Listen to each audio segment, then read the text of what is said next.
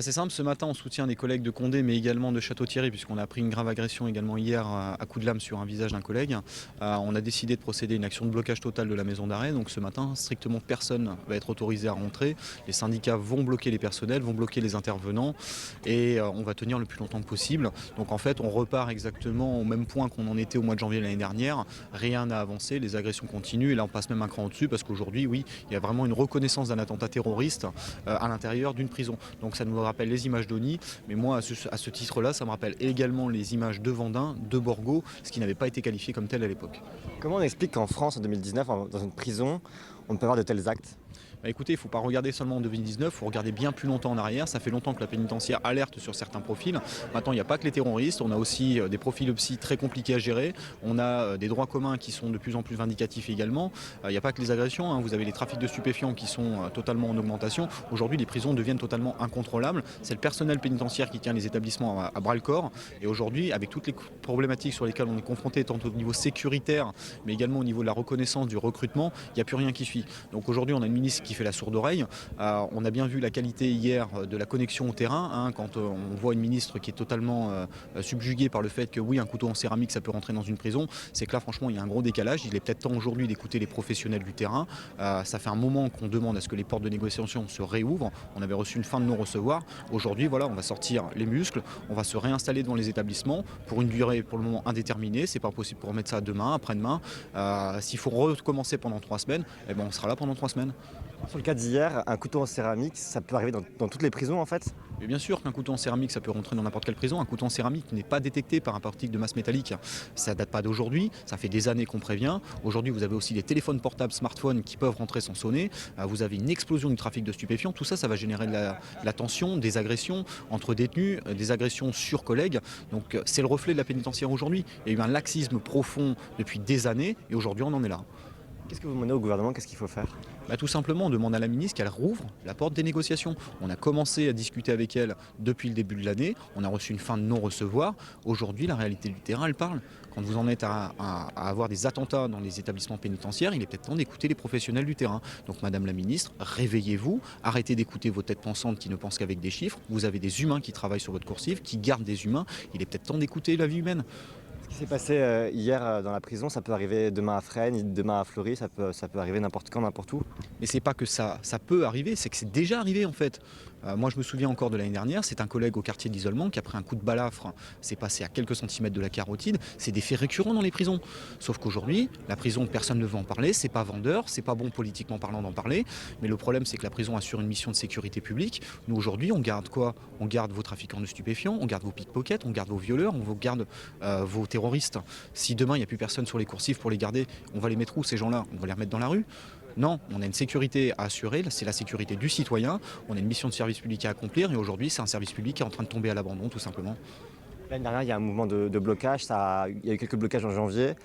Est-ce que vous pensez que là, c'est reparti, ça peut reprendre ou c'est un one-shot et ça ira pas plus loin ? Écoutez, moi j'en ai beaucoup discuté avec mes collègues hier et les collègues ils ont compris une chose, c'est qu'aujourd'hui quand ils vont passer la porte d'un établissement, ils vont y aller en connaissance d'une seule chose, c'est que oui, ils commencent à mettre un pied dans un cercueil. Donc ce qui s'est passé hier, ça peut se passer absolument n'importe où et les collègues ils en ont pris conscience. On n'est plus dans une banalisation chez les collègues, c'est ce qu'on redoutait en voyant les images, que les collègues l'assimilent, partent du principe où c'est une banalisation. Et ce qui va se passer ce matin, c'est simple, regardez derrière moi, les collègues commencent à discuter entre eux, c'est ce qu'on cherchait à faire. Nous on va les bloquer, on va d'un côté assurer leur sécurité, les collègues à l'intérieur sont en accord également avec ce qu'on fait, et voilà, les choses sont parties tout simplement, donc ça va encore échapper au gouvernement, et s'il faut que ça s'arrête, ça s'arrêtera une fois qu'on aura obtenu des moyens concrets, pas juste des vaines paroles.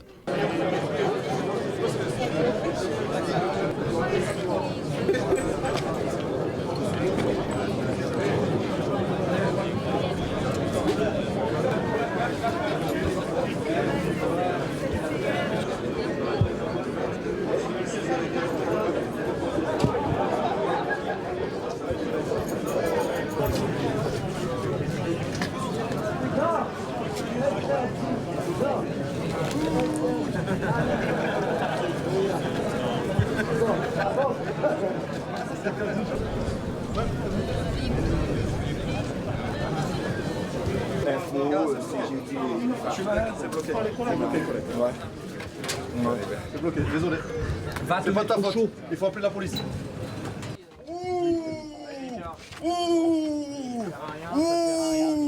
T'as envie d'aller te faire saigner? J'ai assez. Tu fais le saigner de ma vie? Non. Alors chacun a son problème. Fais ce que tu veux. J'ai pas le privé, pas de professionnel. Les collègues dedans. Et les collègues sont de sécurité. On prend nos responsabilités. On prend nos responsabilités. Mais c'est bien. Il y a 2 collègues qui sont tombés. Il y a l'attentat. Alors soyez solidaires. Il y en a marre. Eh, ça peut arriver à chacun de nous ce qui se passe. Et toute la France est debout là. Alors on vous demande de vous réveiller un peu. C'est normal qu'on soit là les gars. On prend nos responsabilités. Prenez vos responsabilités aussi. Et prenez-la ensemble. Alors ce matin qu'on voyait, il y a un blocage total de l'établissement. Blocage total. Pourquoi il y a un blocage total? Comme vous le savez, il y a un attentat qui a été commis sur 2 de nos collègues au CP de Condé sur Sarthe. Alors les collègues ont été grièvement blessés. Alors cet attentat terroriste, qualifié de terroriste, on ne parle pas de n'importe quoi, et un attentat terroriste, c'est pour ça aujourd'hui que l'ensemble des personnels sont mobilisés devant les portes de l'établissement. Comment on explique qu'il s'est passé ça hier? Qu'est-ce qui pose problème? Qu'est-ce qui ne va pas? Alors, c'est la sécurité. Il n'y a pas uniquement que la sécurité. La ministre n'a pas pris en compte les difficultés de notre profession. Ça fait déjà plus d'1 an qu'on est en mobilisation pour réclamer de meilleures conditions de travail et de sécurité. Eh bien, la ministre a fait la sourde oreille. Aujourd'hui, nous récoltons les fruits de leur incompétence. Qu'est-ce qu'il fallait faire? Plus de fouilles? C'est le détenu qui a mal été surveillé? Comment on aurait pu éviter ça? Alors, comment éviter? Tout simplement, nous avons des établissements qui sont, qu'il faut créer, des établissements spécialisés, d'accord? Nous avons une plateforme. La ministre ne nous écoute pas. Déjà que la ministre ouvre les négociations avec les organisations syndicales. Et comme ça, on a tout sur la table. Mais au moins que cette ministre nous écoute. Je demande de faire cet effort et qu'elle nous écoute. Concrètement, qu'est-ce que vous demandez? Alors concrètement, ce qu'on demande, c'est beaucoup plus de moyens. Des moyens, vous le savez, de l'effectif, de la sécurité, des moyens humains et matériels. Donc la plateforme, elle la connaît. Alors le taser aussi, voilà, l'équipe cynophile, etc. Donc tous ces moyens qui nous manquent. La ministre la connaît, elle est sous la table, donc c'est à elle de prendre ses responsabilités. Aujourd'hui, nous prenons nos responsabilités devant les portes d'un établissement pour récupérer les clés de notre détention. Comment ça va se passer là ce matin, ce blocage? Alors ce matin, le blocage, il est simple. Le blocage, c'est les personnels, ils sont là, ils sont mobilisés. Nous attendons jusqu'à ce qu'on nous déloge. Donc oui, le mot d'ordre est là, blocage total d'établissement. Pas de parloir, d'accord? Les mouvements sont au ralenti à l'intérieur, d'accord? Il n'y a pas d'intervenants, uniquement les urgences vitales qui sont assurées. Là, on voit les poubelles derrière. Vous empêchez vos collègues qui veulent aller travailler, c'est ça? Ah oui, tout à fait. Les organisations syndicales ont pris leurs responsabilités. Alors ce qui s'est passé, l'attentat qui s'est passé, c'est grave. On parle d'attentat terroriste. Le mot est lancé, le mot est grave. Donc il fallait une réponse à la hauteur de ce qui se passe dans nos prisons actuelles. Là, vous avez vu, c'est un petit peu hésitant. On a 2-3 collègues qui vont rentrer. À la limite, je les comprends presque. Vu ce qu'on a bouffé l'année dernière, je peux presque les comprendre. Maintenant, il va falloir être clair avec vous-même. Hier, c'est pas une agression, hein. C'est un attentat. On a cherché à tuer du bleu pour un motif bien particulier, pour ce que vous représentez. Là, ce matin, les OS, ils vous bloquent, vous êtes des personnels en tenue. Donc moi, ce que je viens de voir là, à l'instant, c'est que je viens de voir 3 collègues rentrer. Et dans ma tête, ça me dit qu'une seule chose. Je viens de voir 3 gars mettre un pied dans un cercueil. Voilà ce que c'est qu'un établissement pénitentiaire en France aujourd'hui. Un cercueil ambulant. Donc va falloir savoir ce qu'on veut aujourd'hui. Soit on essaye de lui faire comprendre à l'autre à Vendôme qu'il est inacceptable de bosser dans ces conditions-là, qu'il est inacceptable de ne pas savoir si on va rentrer en vie. Vous les voulez, les nouvelles des collègues d'hier? C'est simple, le premier il est passé au bloc, il a des lésions dues au coup de couteau, au niveau du rein, au niveau de l'intestin. Le deuxième, il a dû y repasser au bloc aussi, parce qu'il est resté des putains de morceaux de céramique dans sa mâchoire et dans son omoplate. C'est bon, vous la voyez, la violence? Donc on fait quoi? Vous acceptez d'être bloqué ou vous venez venir nous chercher devant les portes? Parce qu'aujourd'hui, c'est ça. C'est les OS qui sont en train de vous bloquer. C'est pas vous qui bloquez, c'est nous qui vous bloquons. Il est hors de question que je laisse un collègue aller dans ce putain de mouroir. Donc, je veux plus de fritage devant les portes. Je veux que vous soyez au clair avec vous-même. Parce que là, si la vieille, elle se réveille pas, c'est qu'on va être encore reparti. Et ça va encore être dur. Mais maintenant, vous avez juste un tournant, hein. C'est soit on laisse crever notre tôle, nos métiers, nos vies, soit on se bat. Donc alors, qu'est-ce que vous voulez?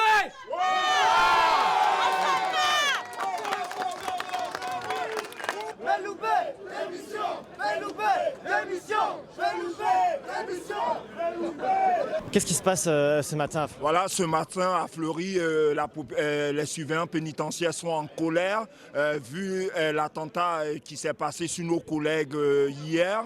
Donc nous disons basta, ça suffit. Donc tout le personnel pénitentiaire est devant la plus grande prison d'Europe pour dire non à la violence et aux agressions et pour demander aussi à notre ministre de tutelle de mettre les moyens en personnel, en effectif et de mettre aussi les moyens en sécuritaire et d'aider la profession parce qu'il est temps qu'on revoie le monde pénitentiaire. Qu'est-ce que vous demandez concrètement? Qu'est-ce qu'il aurait fallu pour éviter cet attentat? Nous demandons qu'on sécurise mieux nos prisons, c'est-à-dire les quartiers d'évaluation à la radicalisation, les quartiers d'isolement, les quartiers disciplinaires, parce qu'aujourd'hui, dans la plupart de nos prisons, les travaux ne sont pas encore faits, nos prisons sont étanches et nous recevons en ce moment des détenus qui viennent des théâtres de guerre, des détenus radicalisés et la violence gagne de plus en plus les prisons. Concrètement, qu'est-ce que vous demandez? Donc, vous aviez eu des choses l'année dernière, est-ce que vous les avez obtenues? Qu'est-ce qu'il faudrait? Non, l'année dernière, je vais vous rappeler que nous avons signé, il y a eu une organisation qui a signé le relevé de conclusion, mais tout n'a pas été mis en place, c'est-à-dire les quartiers ne sont pas sécurisés, c'est-à-dire encore nous sommes en manque d'effectifs, c'est-à-dire la révalorisation de nos salaires ne sont pas faits. Donc en gros, tout ce qui a été dit l'année dernière, rien n'a été obtenu jusqu'à ce jour. Donc nous disons basta, ça suffit, c'est de la poudre aux yeux. Devant les médias, notre ministre parle d'une pénitentiaire qui va mieux, mais c'est faux. La pénitentiaire se meurt et les agents sont dans l'impasse et dans les difficultés.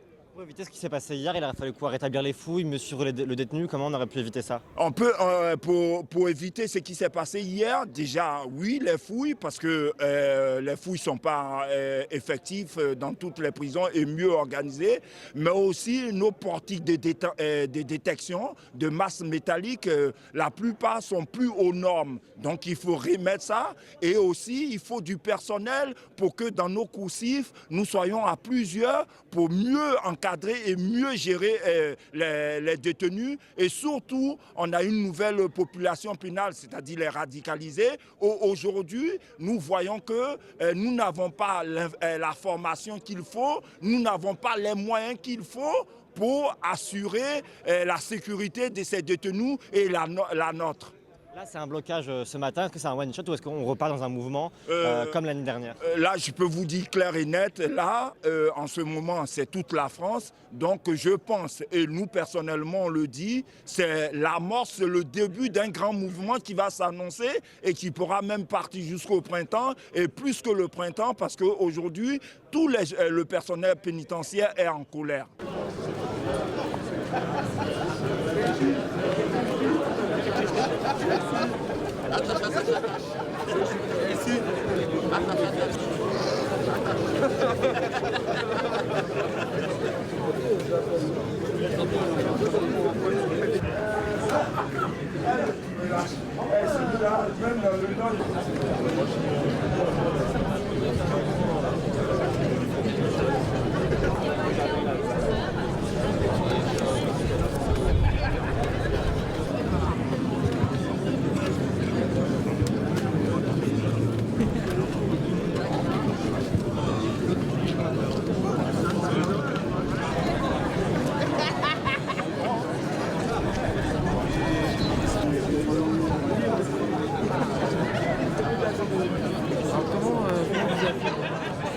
Capel, secrétaire local à FO numéro 10.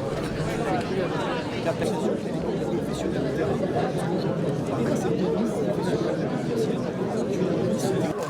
Voilà. Ni IDES, ni personne, c'est nous qui bloquons les collègues, hein. C'est pas le contraire. C'est nous qui empêchons. Écoutez monsieur, nous sommes en mouvement. Quand il y a des mesures exceptionnelles, il y aura aussi des situations exceptionnelles. De façon, on va parler de Mirador. de façon Alors, ni les intervenants ne rentrent pas, IDES ne rentre pas. Elia ne rentre pas. Voilà. L'administratif L'administratif ne rentre pas. Personne mange, c'est cool. C'est à un moment donné, l'opinion publique, la ministre, n'arrive pas à comprendre qu'il s'agit de nos vies. Que lorsqu'on demande des moyens, que ce n'est pas des jérémiades, qu'il est important de se mobiliser. J'en fais encore un appel à tout un chacun, surveillant et intervenant. Si on est là, c'est pas pour rien. Donc s'il vous plaît, comprenez la raison pour laquelle, aujourd'hui, l'établissement est bloqué.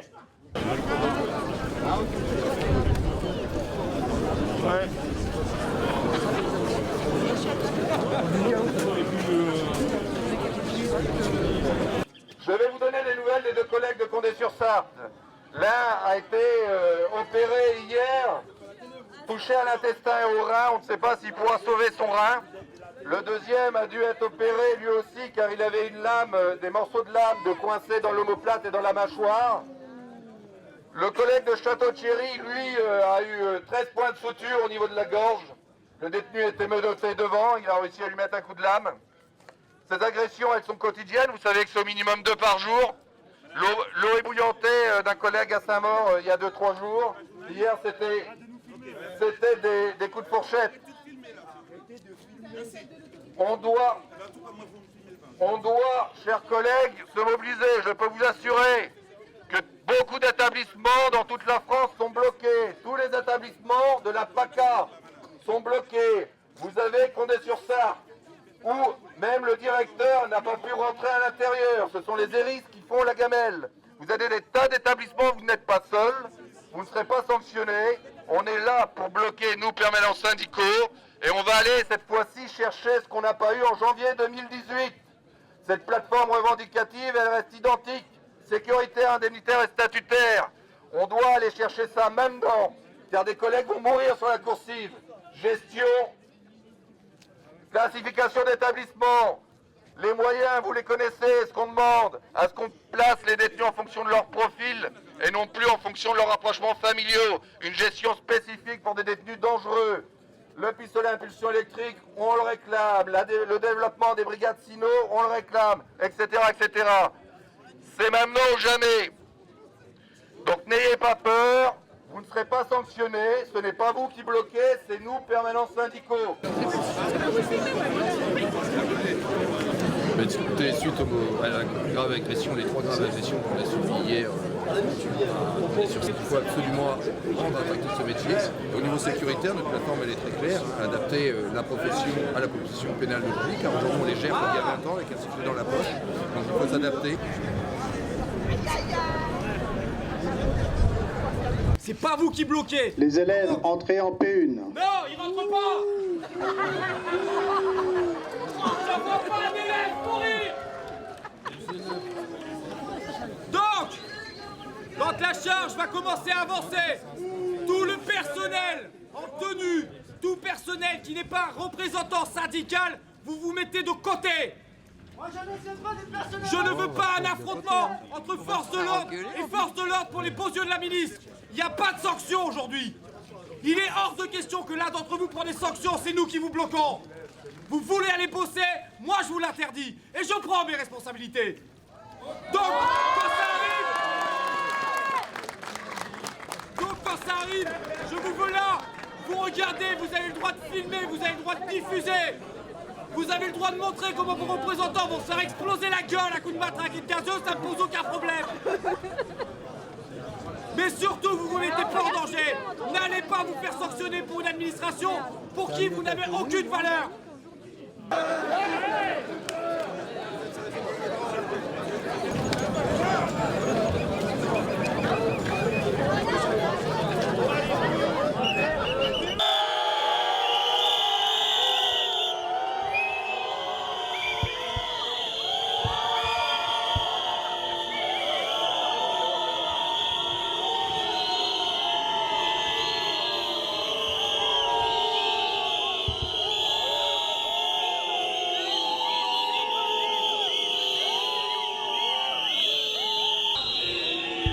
Obéissance à la loi, dispersez-vous. Première observation, on va faire usage de la force. Dernière sommation, on va faire usage de la force.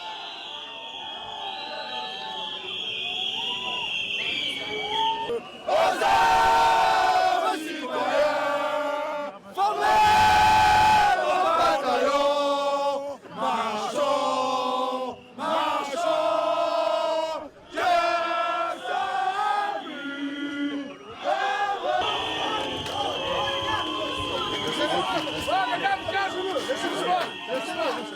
Laissez-le, laissez-le.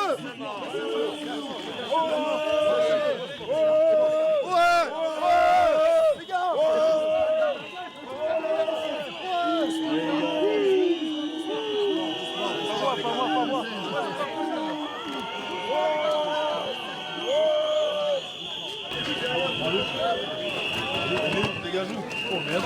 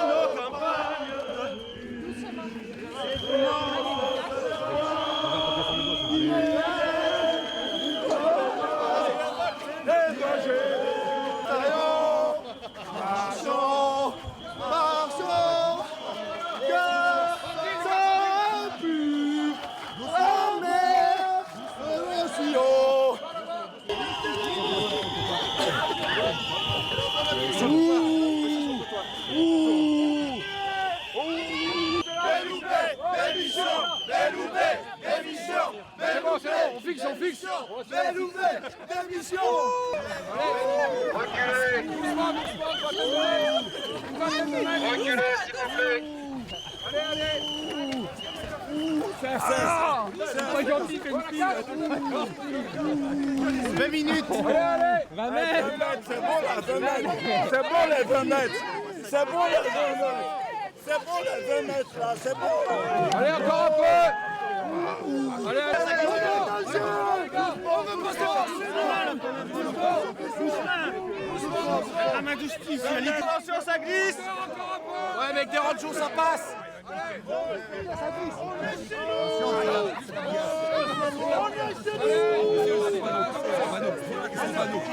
On aura commencé, fini sur des barricades.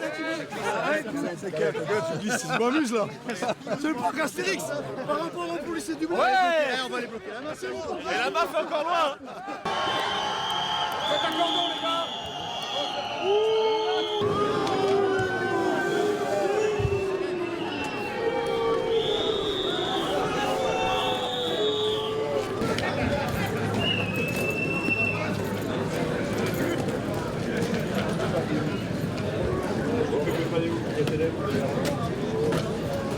C'est quoi le bilan de ce blocage ce matin à Fleury-Mérogis et dans toute la France apparemment? Alors, énormément d'établissements sont encore bloqués à l'heure où je te parle.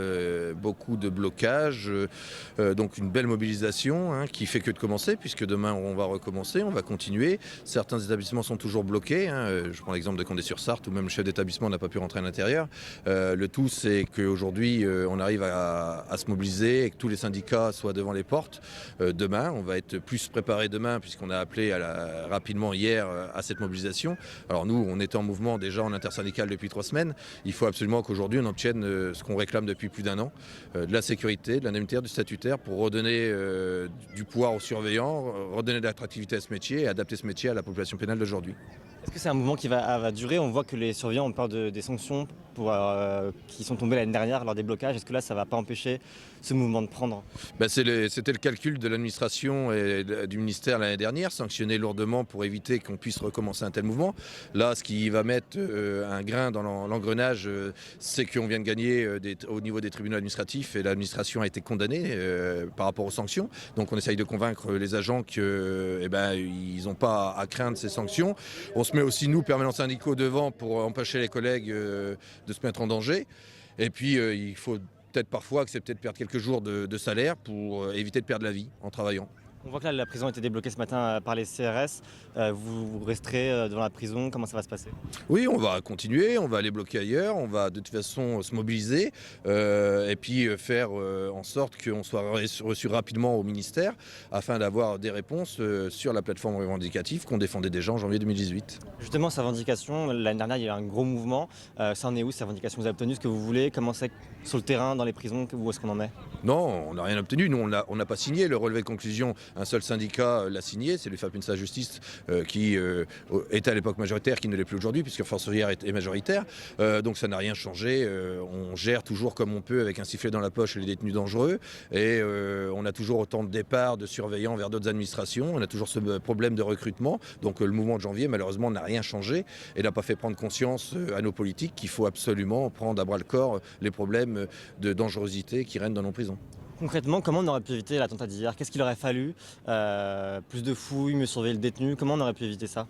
Effectivement, plus de fouilles. Le problème, c'est que les visiteurs, quand ils viennent visiter ce type de détenus très dangereux, on n'a aucun moyen, à part le portique, pour détecter. Mais tout ce qui n'est pas métallique ne sonne pas. Donc l'explosif, les couteaux céramiques, tout ça, ça ne sonne pas. Donc il faudrait qu'on puisse avoir aussi des pouvoirs d'OPJ, d'APJ, afin de pouvoir nous-mêmes fouiller ces visiteurs quand ils viennent visiter des détenus dont on sait que le potentiel de dangerosité est très important. Ce qui s'est passé hier avec un couteau en céramique, ça peut arriver tout à l'heure à Fresnes, demain à Fleury.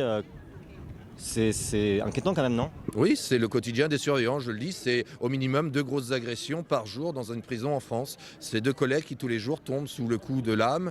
Et pas que des détenus radicalisés. Château-Thierry hier, c'était un détenu qui avait tué 2 gendarmes. Il a réussi à mettre un coup de lame au niveau de la gorge du collègue qui a été recousu de 13 points de suture. Mais c'est tous les jours, c'est de l'eau bouillante, c'est des coups de fourchette. Et voilà, il faut une vraie gestion et redonner des moyens et du pouvoir aux surveillants. Vous pensez que la ministre va vous écouter cette fois-ci? Écoutez, je l'espère. Ça serait quand même fou qu'elle ne retire pas des leçons de tout ça. Il faut qu'elle nous écoute, nous les professionnels du terrain, nous qui savons comment ça se passe en détention, et qu'elle prenne une fois pour toutes les bonnes mesures.